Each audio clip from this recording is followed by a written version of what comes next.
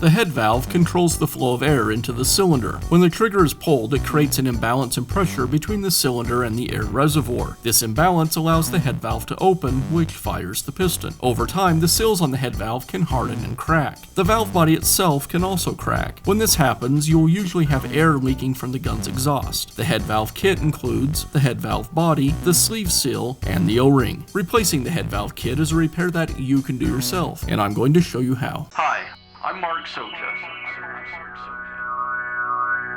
Do-it-yourself repairs like these are easier than you might think. From lawn machines to cordless drills, kitchen mixers, Outdoor grills. our how-to videos walk you through each repair from start to finish. So doing it yourself means never having to do it alone. Let's get started. I'll begin by removing the nail gun's cap.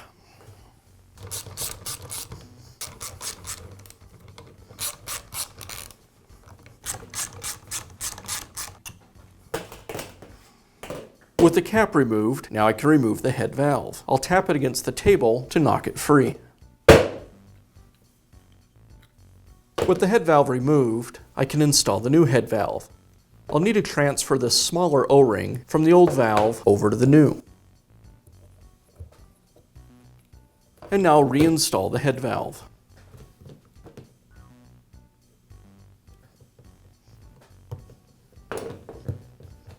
And I'll finish up by reinstalling the cap.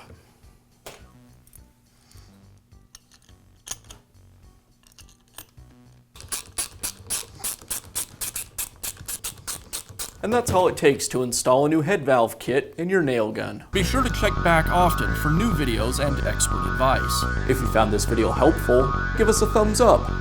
And leave a comment.